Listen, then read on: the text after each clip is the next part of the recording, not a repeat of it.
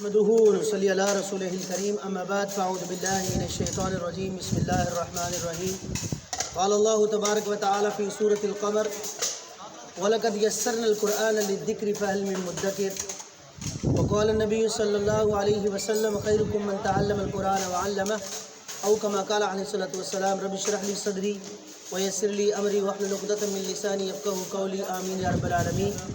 الحمدللہ کہ آج 16ویں شب رمضان ہے اور آج ہم قرآن پاک کا جو حصہ سنیں گے اس میں 19ویں پارے کا آخری پاؤ اور 20واں پارہ مکمل، یعنی سورۃ النمل، سورۃ القصص مکمل اور سورۃ العنکبوت کے کوئی ابتدائی 4 رکوع۔ تو تبرکاً جو ہے وہ درود شریف پڑھ لیجیے، اللہم صلی علی محمد وعلی آل محمد کما صلیت علی ابراہیم وعلی آل ابراہیم انک حمید مجید، اللہم بارک علی محمد وعلی آل محمد کما بارکت علی ابراہیم وعلی آل ابراہیم انک حمید مجید۔ سورۃ النمل میں اللہ تعالیٰ کی بے مثال قدرتوں کا بیان ہے۔ پہلا رکوع پہلی 14 آیات پر مشتمل ہے، جس کا خلاصہ ہے کہ قرآن کن کے لیے ہدایت ہے۔ پہلے رکوع میں آگاہ کیا گیا ہے کہ قرآن کریم ایک واضح کتاب ہے جو ان مومنوں کے لیے ہدایت ہے جو نماز قائم کریں، زکوٰۃ ادا کریں اور آخرت کے واقع ہونے پر پختہ یقین رکھیں۔ جو لوگ آخرت پر ایمان نہیں رکھتے ان کے لیے دنیا کی عارضی لذتیں مرغوب کر دی جاتی ہیں، روز قیامت ان کے لیے بدترین عذاب ہوگا۔ اس کے بعد حضرت موسیٰ علیہ السلام پر ظہور نبوت کا ذکر ہے۔ حضرت موسیٰ علیہ السلام اپنے گھر والوں کو لے کر مدین سے مصر آ رہے تھے کہ اللہ تعالیٰ نے ان پر وحی نازل کی اور واضح نشانیاں دے کر قوم فرعون کے پاس بھیجا۔ کون سی نشانیاں دی؟ ایک تو یہ کہ آپ کے عصا مبارک جب پھینکتے بہت بڑا اژدہا بن جاتا ہے حقیقی صورت میں، اور دوسرا اپنا ہاتھ ایسے گردن سے نکالتے اپنے بغل سے تو وہ بہت ہی سفید چمکدار روشن ہاتھ بن جاتا ہے۔ تو قوم فرعون نے نشانیوں کو دیکھ کر پہچان لیا کہ یہ معجزات ہیں، البتہ سرکشی کرتے ہوئے انہیں جادو کہہ کر جھٹلا دیا۔ اللہ نے انہیں برا انجام سے دوچار کیا۔ رکوع نمبر 2 میں 15 تا 31 آیات ہیں، جس کا خلاصہ ہے کہ حضرت سلیمان علیہ السلام پر اللہ کا فضل۔ اس کی تفصیل بیان ہوئی کہ اللہ نے انہیں ایسے لشکر عطا کیے جن میں انسانوں کے علاوہ جنات اور پرندے بھی شامل ہیں۔ پھر انہیں پرندوں اور حشرات الارض کی بولیاں بھی اللہ نے سمجھا دی۔ ایک روز جب ان کا لشکر ایک ایسی وادی سے گزرا جہاں چیونٹیوں کی کثرت تھی تو ایک چیونٹی نے پکار کر دیگر چیونٹی سے کہا کہ جلدی جلدی اپنی بلوں میں داخل ہو جاؤ، ایسا نہ ہو کہ حضرت سلیمان علیہ السلام کا لشکر گزرے اور تمہیں اپنے پاؤں کے نیچے کچل دے۔ تو اس کی یہ پکار سن کر حضرت سلیمان علیہ السلام ہنس پڑے اور کہا کہ اللہ تیرا شکر ہے۔ پھر حضرت سلیمان علیہ السلام نے اپنے لشکر کا جائزہ لیا تو دیکھا کہ ہدہد نامی پرندہ بغیر رخصت کے غائب تھا۔ انہوں نے فرمایا کہ اگر وہ کوئی معقول عذر لے کر آیا تو ٹھیک، وگرنہ اسے سزا دی جائے گی۔ سزا بھی کیا؟ اس کو قتل کر دیا جائے۔ کچھ دیر بعد ہی ہدہد آ گیا اور اس نے بتایا کہ وہ یمن میں سبا نام کی ایک قوم کو دیکھ کر آ رہے۔ اس کی حکمران ایک ملکہ ہے جس کے پاس ہر نعمت ہے اور خاص طور پہ وہ انتہائی نفیس اور قیمتی تخت ہے اس کے پاس۔ وہ قوم اللہ کی بجائے سورج کو معبود مانتی ہے۔ حضرت سلیمان علیہ السلام نے ہدہد کے حوالے اپنا خط کیا کہ جا کر ملکہ سبا کو دے آؤ۔ ملکہ سبا کو جب حضرت سلیمان علیہ السلام کا خط ملا تو اس نے فوراً ہی اپنی ریاست کے تمام عمائدین کو بڑوں بڑوں کو جمع کیا، انہیں حضرت سلیمان علیہ السلام کا خط پڑھ کر سنایا۔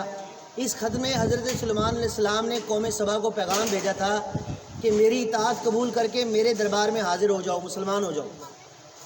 رکوع نمبر 3 میں پھر آیات 32 تا 44 میں اس کا خلاصہ ہے کہ ملکہ سبا کا قبول اسلام، اس کا تذکرہ ہے کہ تیسرے رکوع میں ملکہ کی مشاورت کا ذکر ہے۔ ملکہ نے عمائدین سے پوچھا کہ ہم حضرت سلیمان علیہ السلام کے پیغام کا جواب کس طرح دیں؟ عمائدین نے کہا کہ ہم پوری قوت سے لڑنے کے لیے تیار ہیں، آپ بتائیے کرنا کیا ہے؟ ملکہ نے بادشاہ کے بارے میں بتایا کہ بادشاہ جب کسی بستی میں داخل ہو جاتے ہیں تو پھر اس کو اجاڑ دیتے ہیں اور بعض امیر لوگوں کو ذلیل کر دیتے ہیں۔ میں ذرا چند تحائف بھیج کر اس بادشاہ کا مزاج کا اندازہ لگانا چاہتی ہوں کہ آیا وہ دنیا پرست ہے یا نہیں۔ انہوں نے حضرت سلیمان علیہ السلام کی خدمت میں بہت سارے تحائف بھیجے۔ سلیمان علیہ السلام نے تمام صاحب کو واپس لوٹا دیا۔ ملکہ کو اندازہ ہو گیا کہ حضرت سلیمان علیہ السلام آپ عام بادشاہوں سے مختلف ہیں۔ وہ آپ علیہ السلام کی خدمت میں حاضر ہو گئیں اور مشرکانہ عقائد سے توبہ کی اور اسلام قبول کر لیا۔ رکوع نمبر 4 اس کا خلاصہ ہے کہ قوم سمود کی سازش اور اس کا انجام۔ چوتھے رکوع میں قوم سمود کی بدبختی کا ذکر ہے کہ حضرت صالح علیہ السلام نے اس قوم کو اللہ کی بندگی کی دعوت دی، قوم نے اس دعوت کو بڑی حقارت سے ٹھکرا دیا اور حضرت صالح علیہ السلام سے عذاب لانے کا مطالبہ کیا۔ اس بدبخت قوم کے 9 سردار تھے، انہوں نے طے کیا کہ ہم رات میں حضرت صالح علیہ السلام کے گھر پر حملہ کر دیں گے اور انہیں اور ان کے تمام اہل خانہ کو ہلاک کر دیں گے اور بعد میں اس جرم کا اعتراف کرنے سے انکار کر دیں گے۔ اللہ نے ان کے ناپاک منصوبہ کو ناکام بنا دیا اور ایک زلزلہ کے ذریعے سے پوری قوم کو تہس نہس کر دیا۔ اس رکوع میں یہ بھی بیان ہوا ہے کہ ہم جنس پرستی کا جرم تاریخ انسانی میں سب سے پہلے حضرت قوم جو حضرت لوط علیہ السلام تھی ان کی قوم نے یہ بدبخت فعل شروع کیا۔ حضرت لوط علیہ السلام نے جب انہوں اس جرم سے بعد آنے کی تلقین کی تو انہوں نے حضرت لوط علیہ السلام اور ان کے اہل خانہ کو بستی سے نکال کر باہر کرنے کی دھمکی دی کہ ہم آپ کو باہر اپنی بستی سے نکال دیں۔ اللہ نے حضرت لوط علیہ السلام اور ان کے اہل خانہ کو بستی سے بحفاظت نکالا اور پھر بستی کو الٹ دیا۔ اس کے بعد اس بستی پر کنکریوں کی بارش برسائی، پوری قوم تباہ ہوئی اور حضرت لوط علیہ السلام کی بیوی بھی اس عذاب کا شکار ہوئی کیونکہ اس کی ہمدردیاں اس فاسق قوم کے ساتھ تھیں۔ 20واں پارہ شروع ہوتا ہے اعوذ باللہ من الشیطان الرجیم بسم اللہ الرحمن الرحیم امن خلق السماوات والارض وانزل لكم من السماء ماء فانبتنا به حدائق ذات بهجة ما كان لكم ان تنبتوا شجرها أإله مع الله بل هم قوم يعدلون۔ تو 20ویں پارے میں سورہ نمل کے آخری 3 رکوع ہیں، 9 رکوعوں پر مشتمل مکمل سورہ قصص ہے اور سورہ عنکبوت کے ابتدائی 4 رکوع شامل ہیں۔ آج کی انشاءاللہ نماز تراویح میں ہم سب کے سب حصہ قرآن پاک کا سنیں گے۔ رکوع نمبر 5 جس کا عنوان ہے کہ کوئی ہے جو ایسا کر سکے جیسے اللہ کر سکتا ہے۔ سورہ نمل کے 5ویں رکوع میں اللہ نے للکارنے کے انداز میں مشرکین سے دریافت کیا ہے کہ بلند و بالا آسمان اور وسیع و عریض یہ زمین کس نے تخلیق کی ہے، بارش کون برساتا ہے اور اس کے ذریعے سے حسین باغات کو کون اگاتا ہے، زمین کو جائے سکون اور راحت کس نے بنایا ہے، زمین میں نہریں کس نے بہا دی، بوجھل پہاڑوں کے ذریعے زمین کے توازن کو کس نے جو ہے وہ مینٹین کیا ہے، میٹھے اور نمکین پانی کی آمیزش روکنے کا انتظام کس نے کیا ہے، کون ہے جو دکھ درد کے ماروں کی فریادیں سنتا ہے اور ان کی مشکلات کو آسان کرتا ہے، سمندر اور خشکی میں سفر کے دوران صحیح سمت کی طرف جانے کی یہ جو قدرتی علامات ہیں، بڑی بڑی جو نشانی ہیں جیسے پہاڑ ہے، ندی نالے ہیں، جنگلات ہیں، ستارے، یہ کس نے پیدا کیے، بارش کی آمد سے قبل ٹھنڈی ہواؤں کی صورت میں بشارت کون بھیجتا ہے، کائنات کی ہر شے کو کس نے بنایا ہے اور جو دوبارہ بھی ان کی تخلیق پر قدرت رکھتا ہے وہ کون ہے، آسمان اور زمین میں سے رزق کس نے پیدا کیا ہے، کیا اللہ کے سوا کوئی اور معبود ہے جو اس طرح کی چیزیں بنا سکتا ہے، قطعاً نہیں ہے، یہ کاراگری صرف اور صرف اللہ تعالیٰ کی ذات کی ہے۔ تو پھر اللہ پاک فرماتے ہیں افسوس ہے اللہ کے ساتھ شرک کرنے والوں کو کہ ان کی مت ماری گئی ہے، کہ اتنی بڑی بڑی چیزوں سے بھی نہیں سمجھتے ہیں کہ اللہ تعالیٰ کی ذات میں، اللہ کی صفات میں کوئی شریک نہیں۔ رکوع نمبر 6 ہے کہ اللہ کے کلام کی بے مثال عظمت بیان ہوئی ہے۔ 6 رکوع میں کفار کا سوال بیان کیا گیا کہ قیامت اگر واقعی آنے والی ہے تو کب آئے گی؟ جواب دیا گیا کہ قیامت تو بہت جلد واقع ہونے والی ہے، البتہ غور تو کرو کہ ماضی میں قیامت کا انکار کرنے والوں کا کیا انجام ہوا۔ اللہ تو لوگوں پر بہت رحم کرنے والا ہے لیکن لوگوں کی اکثریت ناشکری کرتی ہے۔ مومنوں کے لیے دنیا اور آخرت میں رحمت اور ہدایت کے حصول کا ذریعہ قرآن ہے۔ اس کتاب نے ان کے معاملات کی حقیقت واضح کر دی ہے جن میں بنی اسرائیل نے اختلاف کیا تھا۔ یہ کتاب آگاہ کر رہی ہے کہ قرب قیامت ایک ایسا جانور ظاہر ہوگا جو انسانوں کی طرح گفتگو کرتے ہوئے نبی کریم صلی اللہ علیہ وسلم کے بتائے ہوئے حقائق کی تصدیق کرے گا۔ اس کی گفتگو ان لوگوں پر حجت ہوگی جو آپ صلی اللہ علیہ وسلم کی تعلیمات کا انکار کرتے ہیں۔ حدیث پاک میں تو یہاں تک آتا ہے کہ ایسا جانور وہ انسانوں کے ماتھوں کے اوپر جو ہے نا وہ مورے لگائے گا، یہ کافر ہے یہ مسلمان ہے، یہ کافر ہے یہ مسلمان ہے۔ اللہ تعالیٰ ہمیں اس وقت سے محفوظ فرمائے، کیونکہ وہ مور لگ گئی تو بس پھر کیا انسان کی بات رہے گی۔ رکوع نمبر 7 اس کا خلاصہ ہے کہ جیسا عمل ویسا اس کا انجام۔ 7ویں رکوع میں آگاہ کیا گیا کہ روز قیامت اللہ تعالیٰ کی تعلیمات کو جھٹلانے والوں سے دریافت کیا جائے گا اور ان سے فرمایا جائے گا کہ کیا تمہارے پاس میری واضح آیات آئیں اور تم نے ان کو جھٹلایا؟ وہ ندامت کے مارے جواب نہ دے سکیں گے اور پھر جہنم میں پھینک دیے جائیں گے۔ روز قیامت سور میں پھونک ماری جائے گی، اور تمام مخلوقات پر لرزہ طاری ہو جائے گا۔ وہ سب اللہ کی بارگاہ میں عاجزی کے ساتھ حاضر ہوں گے۔ جو انسان نیکی لے کر آیا اسے اس کی نیکی کا کئی گنا اجر ملے گا۔ اس کے برعکس جو بد نصیب برائیاں لے کر آیا اسے اوندے منہ جہنم میں ڈال دیا جائے۔ نبی کریم صلی اللہ علیہ وسلم ہر آن اللہ کی بندگی کر رہے ہیں اور لوگوں کو قرآن کا پیغام تسلسل کے ساتھ پہنچا رہے ہیں۔ جو قرآن کی دعوت قبول کرے گا اسے اچھا بدلہ مل کر رہے گا، جو یہ دعوت قبول نہ کرے گا وہ برے انجام سے دوچار ہوگا۔ اللہ عنقریب اپنی ایسی نشانیاں دکھائے گا کہ لوگ جان لیں گے کہ قرآن مجید ہی اللہ کا برحق کلام ہے۔ سورۃ القصص، اس میں حضرت موسیٰ علیہ السلام کی ایمان فروز داستان کا بڑی تفصیل سے ذکر ہے۔ پہلے رکوع میں 13 آیات ہیں جس کا خلاصہ ہے کہ اللہ نے دشمن کو محافظ بنا دیا۔ پہلے رکوع میں اللہ کی ایک زبردست تدبیر کا ذکر ہے کہ فرعون جو تھا انتہائی ظالم تھا، جس نے حضرت موسیٰ علیہ السلام کی قوم کو اپنا غلام بنا کر رکھا تھا۔ وہ ان کی افرادی قوت کو کمزور کرنے کے لیے ان کے نومولود بچوں کو، جو بیٹے ہوتے تھے، ان کو تو وہ ذبح کر دیتا تھا۔ اللہ نے فیصلہ فرمایا کہ فرعون کو اپنی عظیم قدرت کا ایک منظر دکھائے۔ جب حضرت موسیٰ علیہ السلام کی ولادت ہوئی تو اللہ نے الہام کے ذریعے سے ان کی والدہ کی رہنمائی کی کہ حضرت موسیٰ علیہ السلام کو ایک لکڑی کے تابوت میں لٹا کر تو اس کو دریا کے حوالے کرے۔ ان کے دل میں اللہ نے یہ بات ڈال دی کہ اس طرح سے ہو۔ تابوت دریا میں بہتا ہوا فرعون کے باغ میں پہنچا۔ فرعون حضرت موسیٰ علیہ السلام کو قتل کرنا چاہتا تھا، لیکن اس کی بیوی حضرت آسیہ سلام علیہا اس نے کہا کہ اسے مت قتل کرو، یہ کتنا پیارا بچہ ہے، ہم اسے بیٹا بنا لیتے ہیں۔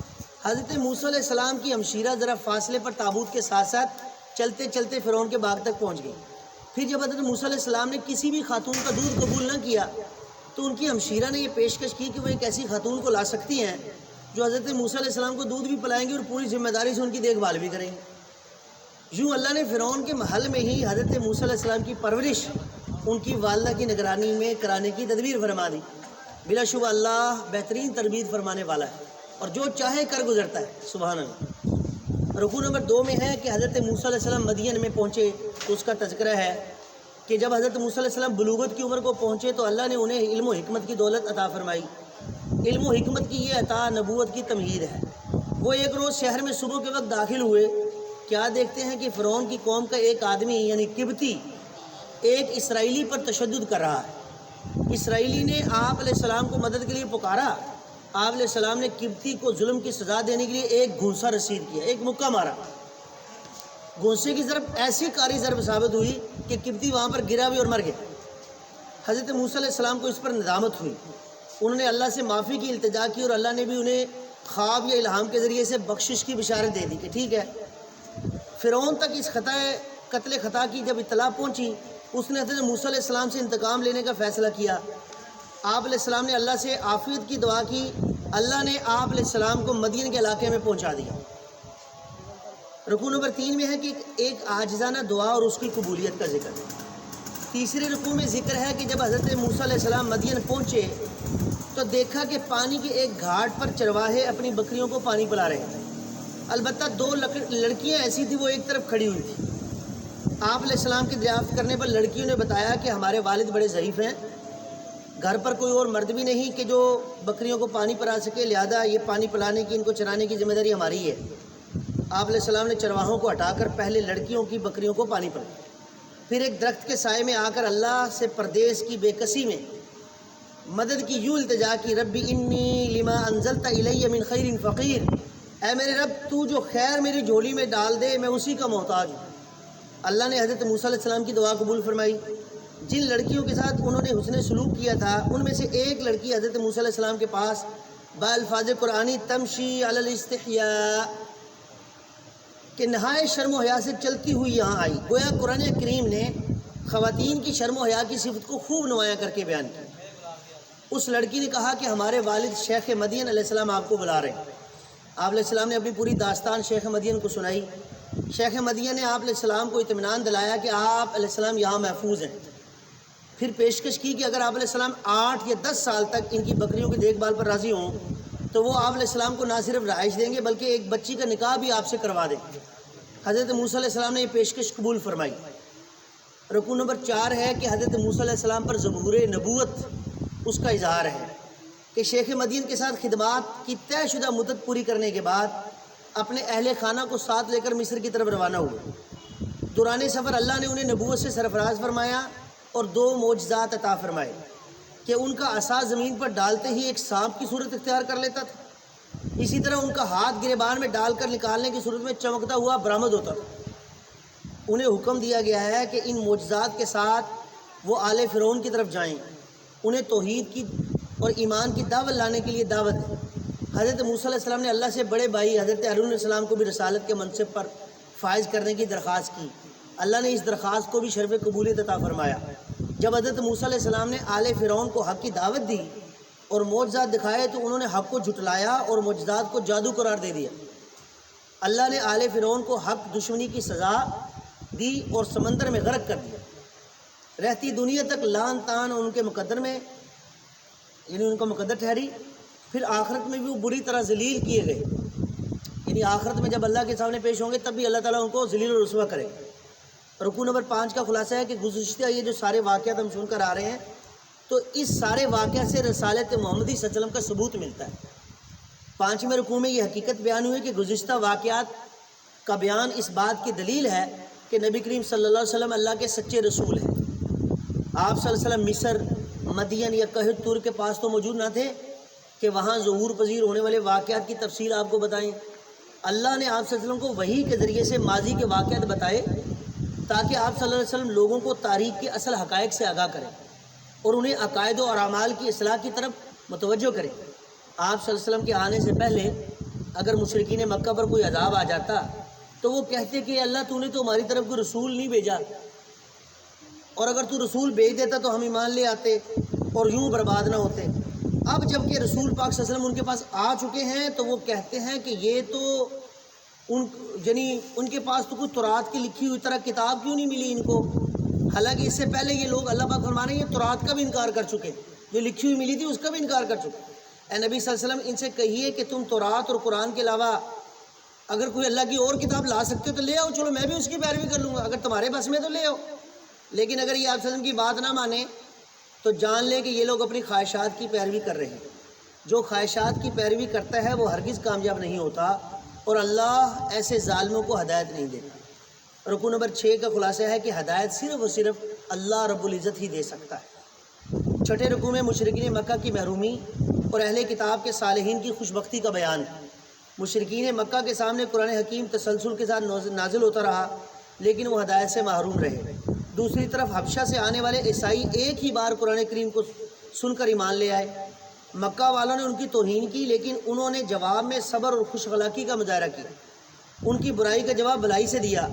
عیسائی کیونکہ نبی کریم صلی اللہ علیہ وسلم سے قبل آنے والے تمام انبیاء علیہ السلام پر ایمان رکھتے تھے لہذا وہ مسلمان تھے۔ اب نبی کریم صلی اللہ علیہ وسلم پر ایمان لا کر گویا دوبارہ سے مسلمان ہیں، اس لیے انہیں دوہرے اجر کی بشارت دی گئی۔ نبی کریم صلی اللہ علیہ وسلم کو انتہائی دکھ تھا کہ حبشہ سے آ کر تو لوگ ایمان لے آئے لیکن مکہ والے اس نعمت سے محروم رہ رہے۔ خاص طور پر ابو طالب کے ایمان نہ لانے پر آپ صلی اللہ علیہ وسلم کو شدید صدمہ تھا۔ اللہ رب العزت نے تسلی دی کہ آپ صلی اللہ علیہ وسلم کی ذمہ داری حق کو پہنچا دینا ہے۔ یہ فریضہ آپ صلی اللہ علیہ وسلم بحسن و خوبی ادا فرما رہے ہیں۔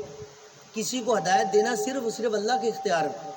مشرکین مکہ دعائی دیتے تھے کہ اگر ہم نے بت پرستی کی نفی کر دی تو ہم برباد ہو جائیں گے۔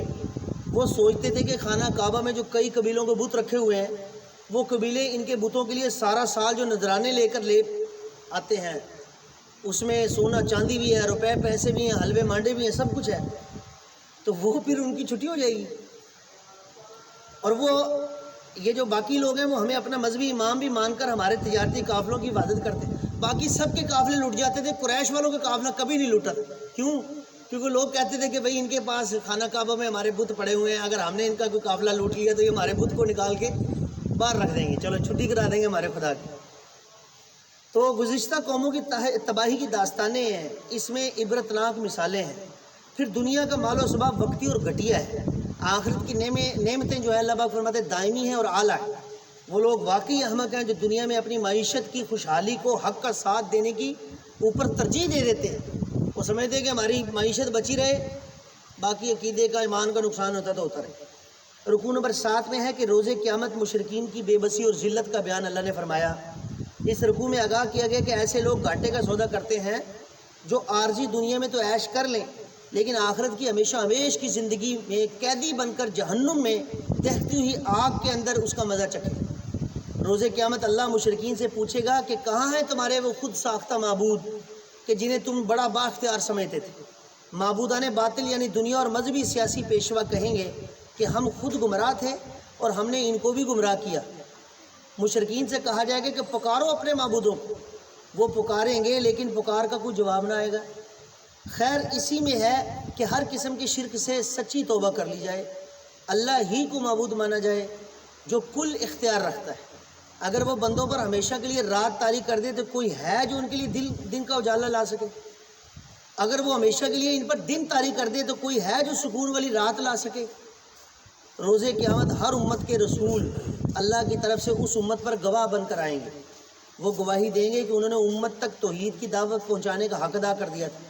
اب مشرکین کے پاس اپنے شرک کا کوئی بھی جواز نہ ہو، بے بسی اور لاچارگی کہ اس عالم میں کوئی خود ساختہ معبود ان کے کچھ بھی کام نہ آ سکے۔ رکوع نمبر 8 میں قارون کا عبرتناک واقعہ بیان ہوا ہے کہ 8ویں رکوع میں قارون کا ایک عبرتناک واقعہ بیان اس طرح سے ہوا ہے کہ اس کا تعلق بنی اسرائیل سے تھا۔ اس کے مال و دولت کے خزانے انتہائی کثیر تھے۔ یہاں کہتے ہیں کہ ایک لین لگی ہوتی تھی اونٹوں کی جس کے اوپر صرف اس کے خزانے کی چابیاں ہوتی تھیں۔ اب یہ چابیاں آج کل کے تالوں کی طرح تو نہیں، وہ بڑے بڑے لکڑ کے بڑے بڑے لوہے کے دروازوں میں اسی طرح کے، یعنی کہ وہ قلعے ہوئے ہوں گے جس طرح پھر اونٹوں کے اوپر لادے ہوتے تھے۔ اہل خیر نے اچھا وہ دولت کے نشے میں تکبر کرتا تھا یہ قارون جو تھا، اور فرعون کا ایجنٹ بن کر پوری اپنی ہی قوم پر ظلم کیا کرتا تھا۔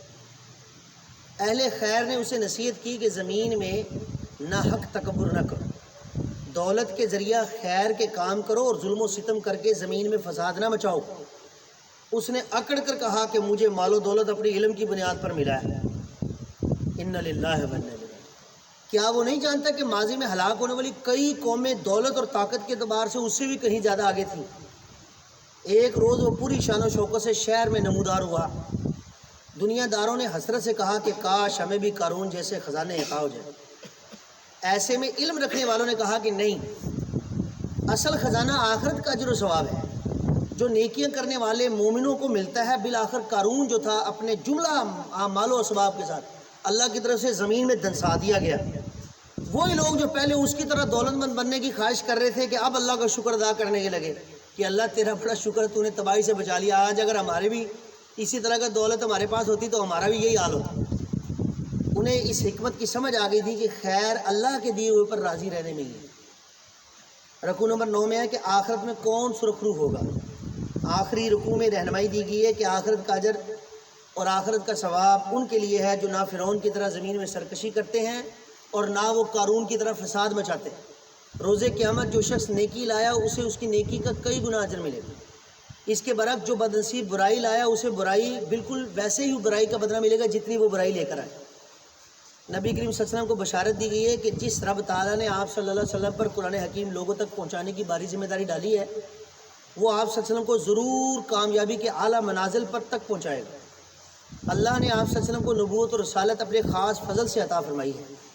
اس کا شکر کا تقاضا ہے کہ آپ صلی اللہ علیہ وسلم اسی کے ہو کر رہیں اور کافروں کے ساتھ کسی قسم کا کوئی سمجھوتا نہ کریں، صرف اسی کی بندگی کریں، اس کے سوا کوئی معبود نہیں، اسی کی ذات ہمیشہ قائم و دائم رہنے والی ہے۔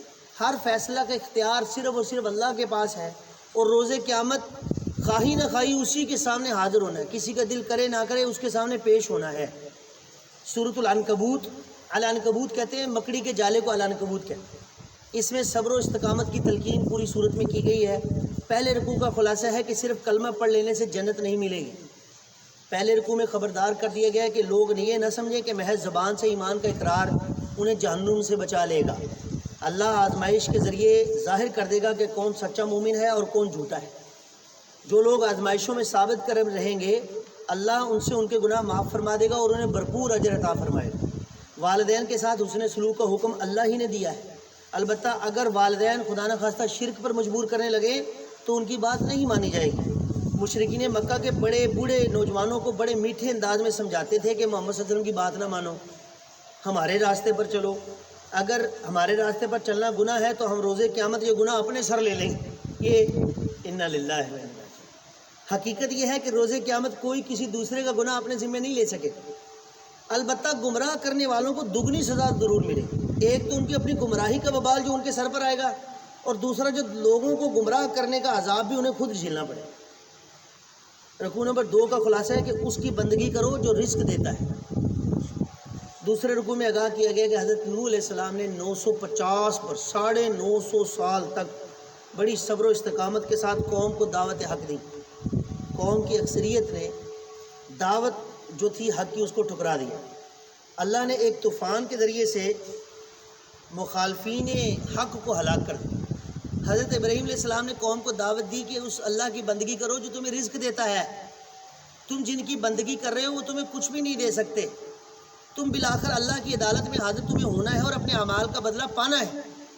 جو بدنصیب اللہ کے سامنے حاضری کا انکار کر رہے ہیں وہ اللہ کی رحمت سے مایوس ہوں گے اور دردناک عذاب سے دوچار ہوں گے۔ رکوع نمبر 3 کا خلاصہ ہے کہ باطل پر اڑے رہنے کا سبب۔ تیسرے رکوع میں بیان کیا گیا کہ قوم نے حضرت ابراہیم علیہ السلام کی دعوت کو جھٹلایا اور انہیں دہتی ہوئی آگ میں ڈال دیا۔ اللہ نے انہیں محفوظ رکھا۔ اللہ نے قوم کو آگاہ کیا کہ تم جانتے ہو کہ مٹی کے بنائے ہوئے بت تمہارے کچھ کام نہیں آ سکتے۔ یہ رشتہ داریوں کے بندھن اور باہمی مفادات جو تمہارے پاؤں کی بیڑیاں بن چکے ہیں اور تم باطل تصورات پر اڑے ہوئے ہو۔ روز قیامت تم ایک دوسرے پر لعنت کرو گے اور ایک دوسرے کو اپنی گمراہی کا ذمہ دار قرار دو گے۔ وہاں تم سب کا ٹھکانہ جہنم ہوگا اور تمہاری مدد کے لیے کوئی بھی نہیں آئے گا۔ انہوں نے جب محسوس کیا کہ اس قوم سے کسی بھلائی کی توقع نہیں تو قوم کو چھوڑ کر ہجرت فرمائی۔ ان کے ساتھ حضرت لوط علیہ السلام بھی تھے۔ حضرت لوط علیہ السلام حضرت ابراہیم علیہ السلام کے بھتیجے تھے۔ حضرت لوط علیہ السلام ایک ایسی قوم کی طرف اصلاح کے لیے بھیجے گئے کہ جس نے سب سے پہلے اس دنیا میں ہم جنس پرستی جیسے کبھی جرم کا ارتکاب کیا۔ جب حضرت لوط علیہ السلام نے اس قوم کو اس بدفعلی سے روکا تو وہ آکڑ کر عذاب لانے کا مطالبہ کرنے لگے کہ لے آؤ اللہ کا کوئی عذاب ہمارے اوپر جو لا سکے۔ پھر آیا اللہ کا عذاب ان کو۔ رکوع نمبر 4 میں شرک کی حقیقت اور مکڑی کے جالے کو مثال کے ساتھ سمجھایا گیا ہے کہ چوتھے رکوع میں 5 مجرم قوموں پر اللہ کے عذاب کا ذکر ہے۔ ان میں قوم لوط علیہ السلام، اصحاب مدین، قوم عاد، قوم سمود اور آل فرعون شامل ہیں۔ اس کے بعد قوموں پر آنے والے عذابوں کی صورتیں بیان کی گئی۔ تیز آندھی جس کے ذریعے سے قوم لوط علیہ السلام پر کنکریاں برسائی گئیں، زلزلہ جس کے ذریعے قوم سمود اور اصحاب مدین کو ہلاک کیا گیا، زمین میں دھنسا دینا جس کے ذریعے قارون کو برباد کیا گیا، طوفان یا سمندر میں غرق کر دینا جیسا کہ قوم نوح علیہ السلام اور آل فرعون کو تباہ کیا گیا۔ یہ تمام مجرم قومیں شرک کے جرم میں مبتلا تھیں، لیکن ان کے خود ساختہ معبود انہیں عذاب سے نہ بچا سکے۔ اللہ کے سوا دیگر معبودوں سے کسی چیز کی امید رکھنا یا ان پر اعتماد کرنا بالکل اسی طرح جیسے مکڑی کا جالا بنانا۔ مکڑی کا جال جس طرح سے انتہائی کمزور ہوتا ہے، بالکل اسی طرح اللہ کے سوا کسی اور پر بھروسہ اور اعتماد کرنا بے فائدہ اور ناپائیدار ہوتا ہے۔ اللہ کریم سے دعا ہے کہ اللہ تعالی ہمارے ایمان کو سلامت فرمائے اور اس ماہ مقدس کے صدقے ہمیں اپنی ذمہ داریوں کو محسوس کرتے ہوئے، اور بدقسمتی سے آپ اندازہ کریں کہ یہ اتنا بابرکت رحمت اللہ والا مہینہ ہے، اس کے باوجود ہمارا جو ماحول معاشرہ، خاص طور پہ ہمارے جو بڑے ہیں، یہ سارے لوگ جن کو چن کر اپنا بڑا بناتے ہیں کہ یہ جناب جا کے ہمارے اب مقدروں کے فیصلے کریں گے، ہماری تقدیر کے بارے میں فیصلے کریں گے، ہمارے لیے ہمارے معاشرے کے لیے کچھ اچھا کریں گے۔ آج کل کیا ہو رہا ہے جی بدقسمتی سے؟ ہر قسم کی گالی گلوچ، لڑائی دھکا اور ہر قسم کی بدتمیزی کا ایک طوفان ہے جو آیا ہوا۔ آپ کیا سمجھتے ہیں اس ماہ مقدس کے اندر اس طرح کے کام ایک بڑی سطح پر ہو رہے ہیں؟ یہ اللہ کے عذاب کو دعوت دینے والی بات ہے؟ یہ اللہ تعالیٰ کو ناراض کرنے والی بات نہیں ہے؟ اور اس میں یوں سمجھیں کہ کوئی بھی پیچھے نہیں ہے، وہ جس کا جہاں پر بس چلتا ہے وہ اس میں بس لگا ہوا۔ اللہ تعالیٰ ہمارے حال پر رحم فرمائے۔ اور ابھی انشاءاللہ العزیز ہم نماز بھی ادا کریں گے، اس کے بعد پوری تراویح کے اندر آج جو ہے وہ پارٹ 1 اور 2 نہیں ہے بلکہ ایک ہی حصے میں ہم نے اس سارے کو کور کیا ہے۔ اللہ تعالیٰ ہمارے حال پر رحم فرمائے۔ وآخر دعوانا الحمدللہ۔